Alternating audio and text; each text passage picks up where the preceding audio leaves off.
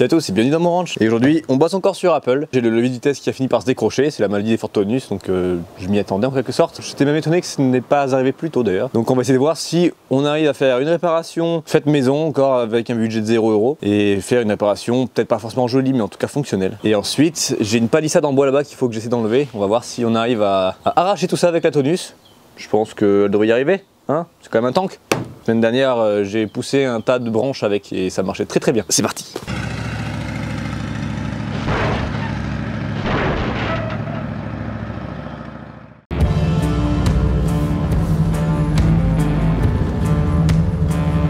On va commencer dans l'ordre de praticité. Donc si je m'amuse à enlever le levier de vitesse, je pourrais plus trop utiliser la voiture à des fins pratiques, on va dire. Donc on va peut-être plutôt d'abord enlever la palissade et ensuite on creusera un peu plus dans le côté mécanique. Est-ce que j'ai assez de cordes pour pas que ça me tombe sur la vitre arrière? Normalement oui. De ce que j'ai vu, les piquets bougent beaucoup, donc il devrait y avoir possibilité de tout arracher. Allez, let's go Apple. Ça tank cette bagnole.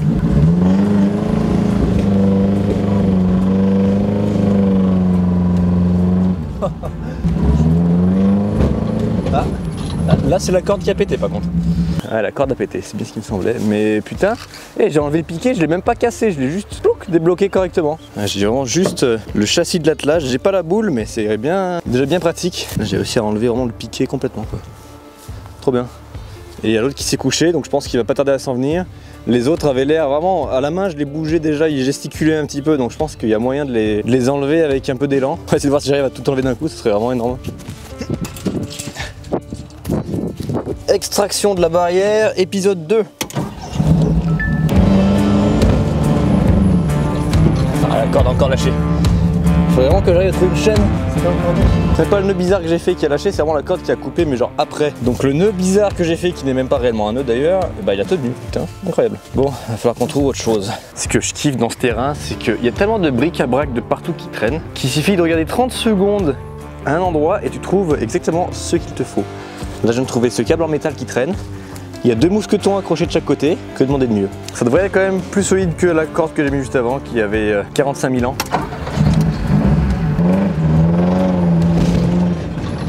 Ouais. C'est la palissade que j'ai démontée en morceaux, ça ressemble plus à rien. On va bouger le trampoline, s'accrocher carrément à une des poutres de soutien. Là. Mets attention gentiment, lâche attention.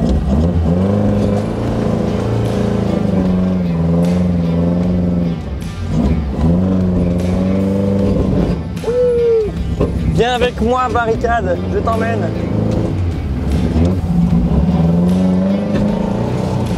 Allez, il en reste encore. Moi je veux que ce soit la tonus qui gagne et pas la barrière. Wouh. Bah voilà. Un vrai tank cette caisse. Alors, le câble est encore là, encore accroché, rien à casser, incroyable. Putain la solidité du bordel. J'ai tout arraché, toute la longueur en un coup. Belle marque de burn tout le long du...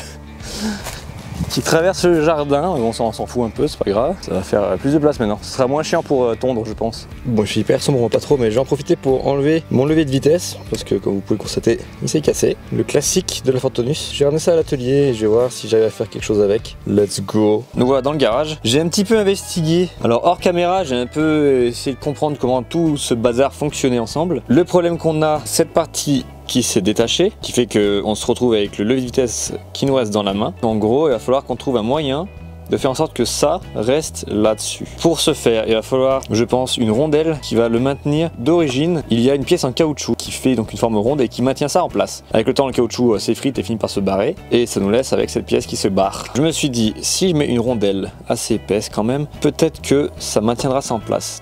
J'ai trouvé cette rondelle qui rentre pile poil dedans, qui a le bon diamètre, qui n'empêche pas de bouger cette pièce qui fait comme une espèce de rotule là. Donc il faut que ça puisse se balader. Là c'est le cas. Peut-être que cette rondelle va le faire. Elle est en plastique. J'espère qu'elle va durer dans le temps surtout. Le but c'est comment faire rentrer cette rondelle en plastique là-dessus. Les leviers de vitesse de tonus sont en 2 parties. Il y a cette partie là. C'est juste emboîté de force. Donc c'est un peu galère à enlever. J'ai un peu niqué le caoutchouc mais avec un peu de chance on réussira à le remettre en place. Ensuite ici on a un petit clip qui est là. On a ce petit clip ici qui maintient ce caoutchouc à hauteur.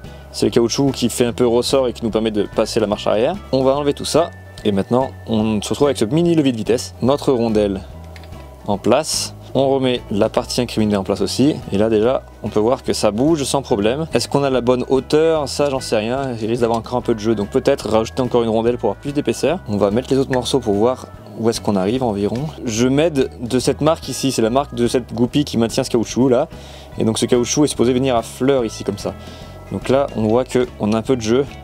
Je vais rajouter une rondelle pour essayer de rajouter une épaisseur. Et dès qu'on arrive à ce que cette pièce n'ait plus ce jeu-là, puisse bouger comme ça, sans bouger comme ça, je pense qu'on sera bon pour tout remonter et aller tester sur la tonus. J'ai trouvé l'exact même rondelle. Maintenant, on va voir ce que ça donne. Est-ce qu'on a le bon écart? Quasi plus de jeu. On gagne un chouïa. Je sais pas si je vais être chanceux pour réussir à en trouver une troisième. Est-ce que je vais jouer au loto ce soir ou pas? Bon, bah ce soir, je joue au loto. J'ai réussi à en trouver une troisième. Maintenant, ça bouge correctement.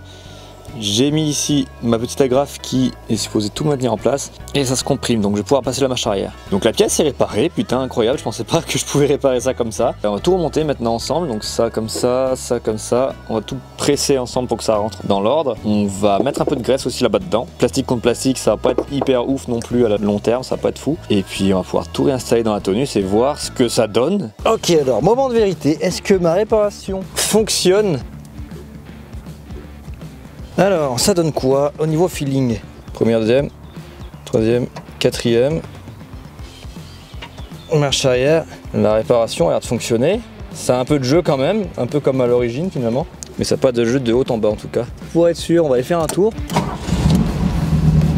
Première. On a l'air d'être en première effectivement. Marche arrière. La marche arrière est là.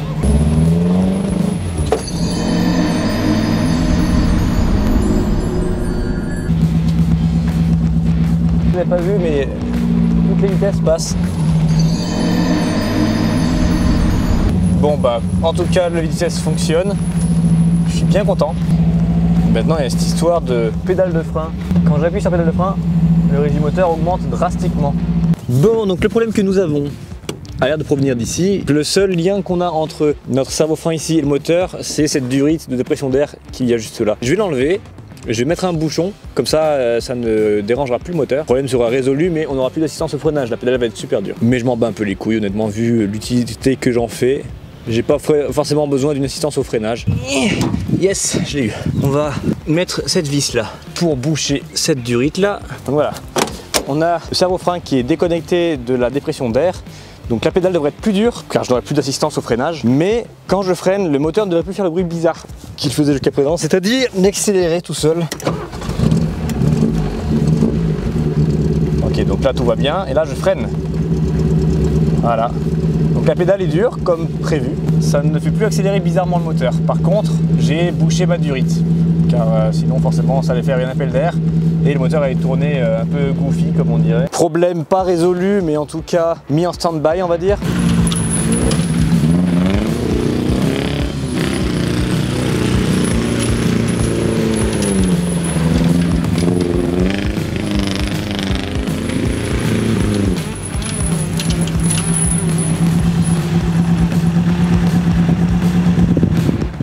Bon voilà, j'espère que cette vidéo vous aura plu. J'ai trouvé un moyen de réparer finalement cette maladie des Tonus, le levier de vitesse qui se barre.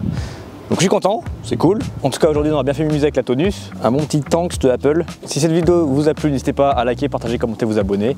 Et je vous dis à bientôt dans une prochaine vidéo. Bye!